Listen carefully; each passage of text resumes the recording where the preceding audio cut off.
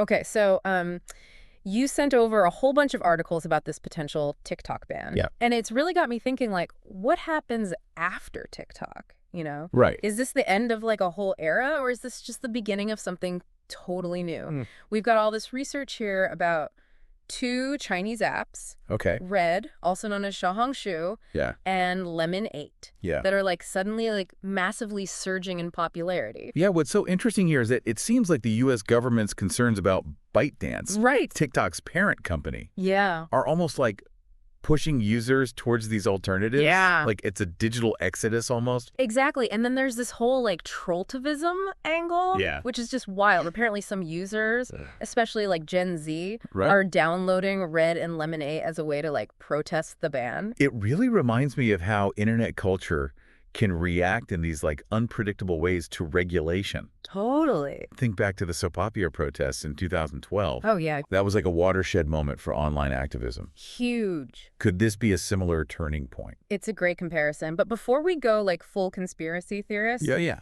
let's take a step back. Okay. You've been, like, really digging into the tech side of things. I have. What can you tell us about Red and Lemon8? Sure. Like, what makes them tick, so to speak?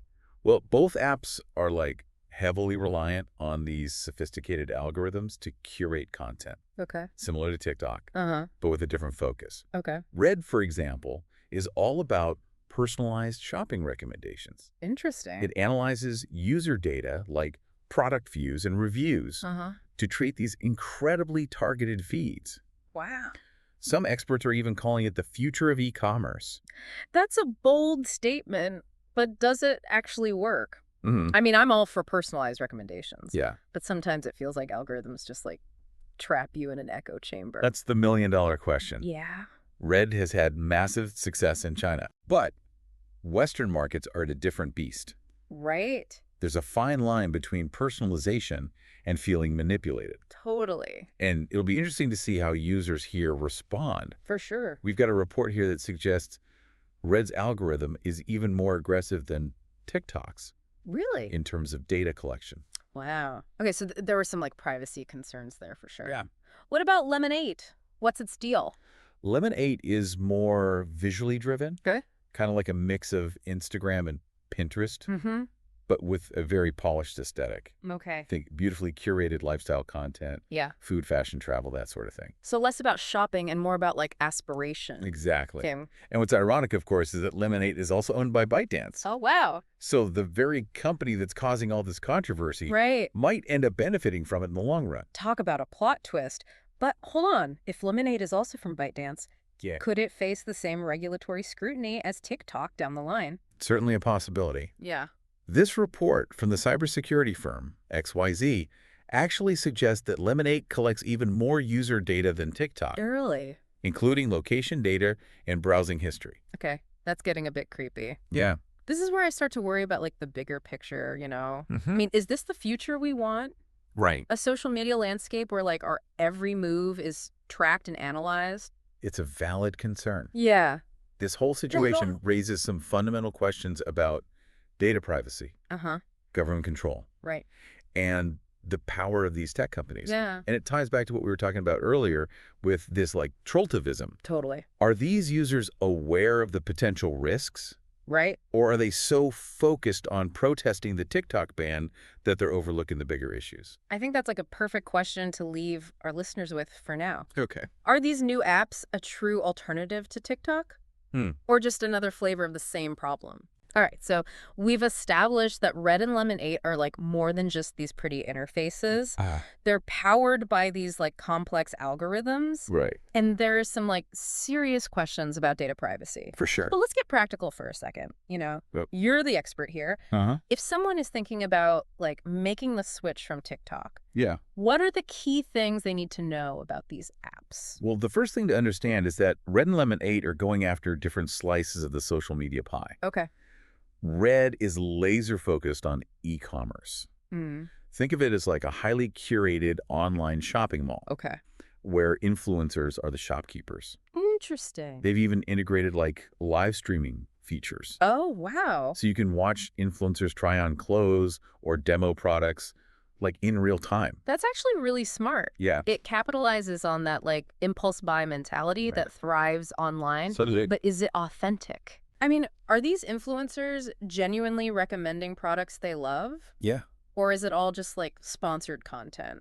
There's definitely a mix. Okay. Red has a strict policy about disclosing paid partnerships, but there's always that like blurred line between genuine enthusiasm and marketing. Yeah. It's something users need to be aware of. Sure. And it's actually leading to a rise in what's being called micro-influencers on the platform. Micro-influencers. Yeah.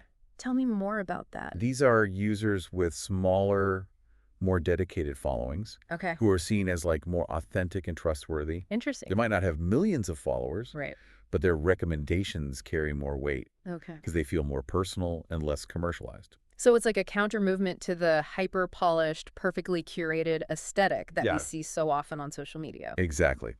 And that actually brings us to Lemonade, which sits on like the opposite end of the spectrum. Lemonade is all about aspirational content. It's like stepping into a digital magazine spread. Where everything is beautiful and meticulously arranged. I'm picturing those like perfectly styled Instagram photos of avocado toast and lattes with like elaborate foam art. You're not wrong. But there's also a strong emphasis on DIY and how-to content. Interesting. Users are sharing tips on everything, from home decor to fashion to like travel hacks. Cool. It's aspirational. Yeah. But it also feels achievable. Right. Which is probably why it's resonating with so many people. So Red is about like buying things. Lemonade is about making things. Got it. Yeah. But are these apps actually succeeding in luring TikTok users away? The data is still emerging. Okay. But early reports suggest that both apps are seeing significant growth, particularly among younger demographics. There's this sense of FOMO, fear of missing out, that's driving a lot of downloads. People don't want to be left behind if TikTok disappears. It's like that herd mentality we see online. Everyone's jumping on the bandwagon just in case. But the real question is whether this momentum is sustainable. Yeah. Can Red and Lemonade create that same sense of community and engagement that made TikTok so addictive? It's a tough act to follow. For sure. TikTok was more than just an app. Yeah. It was a cultural phenomenon. It really was. It changed the way we consume content, the way we interact with each other, even the way we express ourselves. Yeah. And let's not forget the impact on the creator economy. It's true. TikTok gave rise to a whole new generation of influencers and content creators who built their careers on the platform. What happens to them if TikTok goes away? Do they just migrate to Red and Lemonade? Yeah. Or are they looking for other options? Many creators are hedging their bets, diversifying their content across multiple platforms. Makes sense. We're seeing a lot of crossover between TikTok, Instagram Reels, and YouTube Shorts. It's almost like they're creating a content safety net. Yeah. Just in case. So it's not just users who are adapting to this uncertain landscape. It's the creators, too. Exactly. But what about the brands? How are they navigating this potential shift in the social media landscape? That's where things get really interesting. Brands are facing a dilemma. Do they invest in these new platforms, potentially alienating their existing audience on TikTok? Or do they wait and see how things play out? It's a gamble either way. If they jump ship too soon and TikTok survives, they could lose valuable ground. But if they stick with TikTok and it gets banned, they risk being left behind. Exactly. And it's not just about platform loyalty. Brands need to understand the nuances of each app and tailor their marketing strategies accordingly. What works on TikTok might not necessarily translate to Red or Lemonade. So it's not just about switching platforms. It's about rethinking their entire approach to social media marketing. Yeah. This sounds like a headache for marketing departments everywhere now. You could say that, but it's also an opportunity for brands to get creative. And experiment with new formats and approaches. The social media landscape is constantly evolving. And those who can adapt quickly are the ones who will thrive. So what advice would you give to a brand that's trying to figure out its next move? I would say don't panic. Do your research. Understand your target audience and where they're spending their time online. And most importantly, don't put all your eggs in one basket. Diversify your content, experiment with different platforms, Yeah. and be prepared to pivot if necessary. Solid advice. Thanks. It seems like this whole situation is less about the demise of TikTok and more about the evolution of social media as a whole. We're seeing this like fragmentation of the landscape with users seeking out more niche communities and experiences. And that's not necessarily a bad thing. Right. It could lead to a more diverse and vibrant online ecosystem. It's definitely something to keep an eye on. Yeah. But for now, let's shift gears. Okay. And circle back to this idea of trolltivism. Okay. We touched on it briefly before, but I think it deserves a deeper dive. Sure. It's a fascinating example of how users are wielding their collective power in the digital age. Absolutely. And it raises some intriguing questions about the future of online activism. We'll explore those questions after a quick break. Okay, so we've talked about how Red and Lemonade are vying for TikTok's crown. Right. But this whole trolltivism thing adds like another layer of complexity to all of this. Like users are trying to like take control of the narrative, you know? It's a fascinating example of how digital activism is like evolving. Right. In the past, we saw movements like hashtag Black Lives Matter and hashtag Me Too gain momentum on platforms like Twitter and Facebook. Yeah. But this feels different. Yeah. It's less about raising awareness and more about like directly influencing these market forces. Yeah, it's almost like a digital boycott in reverse. Instead of refusing to use a product or service, they're flooding these alternative apps with downloads. Right. Almost like a show of defiance. It is. But is it effective? Yeah. I mean, can a bunch of teenagers downloading an app actually sway the decisions of governments and tech giants? That's the million-dollar question. Right. There's no doubt that this kind of collective action can generate buzz and put pressure on companies. Yeah. Look at what happened with the GameStop short squeeze in 2021. Oh, yeah. Retail investors, many of them organized online, managed to drive up the stock price and like disrupt the plans of these hedge funds. Totally. So the potential is there, but it's hard to say how it will play out in this case. It's a reminder that we're still in the early days of understanding how online communities can exert their influence. Right. And it's not always about these grand gestures or viral hashtags. Yeah. Sometimes it's about these seemingly small actions, like downloading an app that can have like a ripple effect. Exactly. And I think that's what makes this so fascinating. Yeah. It's not just about TikTok or Red or Lemonade. It's about this larger shift in the balance of power between users, platforms, and governments. Right. We're seeing a growing awareness of the impact that our online choices have and a willingness to use those choices to shape the digital world around us. So if this trolltivism trend is anything to go by, the future of social media might be a lot more chaotic and unpredictable than we thought. Absolutely. And that's not necessarily a bad thing. Okay. This kind of disruption can lead to innovation and create space for new ideas and approaches to emerge. It's like shaking up the snow globe. Yeah. Things might be messy for a while, but eventually a new pattern will form. For sure. But what do you think that pattern might look like? What's your prediction for the future of social media? I think we're moving towards a more fragmented and decentralized landscape. Okay.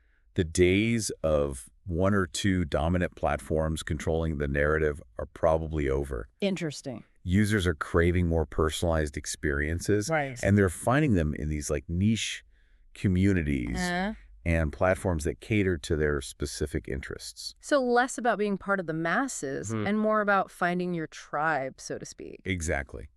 And that could be a good thing. Okay. It could lead to more meaningful connections and a greater diversity of voices and perspectives online. Right. But it also presents challenges. How do we prevent these smaller communities from becoming echo chambers or like breeding grounds for misinformation? Right. How do we ensure that the benefits of a decentralized social media landscape are shared equitably? Those are big questions, and I don't think there are easy answers. No. But it's a conversation we need to have. Yeah. The future of social media isn't something that's going to be decided by tech companies or governments. Right. It's going to be shaped by all of us. Right. The users, the creators, the everyday people who are navigating this digital world. And that's what I find so exciting. Yeah. We have the power to choose the platforms we use, the content we consume, the communities we engage with. Yeah. We're not just passive consumers anymore. Right. We're active participants in shaping this digital landscape. So to wrap things up, it seems like this whole saga with TikTok, Red Lemonade, and this trolltivism phenomenon is just a glimpse of what's to come. It's a reminder that the digital world is constantly evolving. And we need to be adaptable, informed, and engaged if we want to navigate it effectively. We've covered a lot of ground today. From the technical details of these new apps to the broader implications for the future of social media. But the one takeaway I hope you, the listener, walk away with is this. Your online choices matter. They do. The platforms you support, the content you engage with, the communities you join, they all contribute to shaping the digital world we all share. It's true. So choose wisely, be informed, and most importantly, stay curious. And don't be afraid to experiment. Yes. To explore. And to find your own place in this ever-changing digital landscape. Well said. That's it for our deep dive today. Great. Thanks for joining us on this journey. Yeah, thanks for having me. Until next time, keep exploring, keep connecting, and keep shaping the future of social media.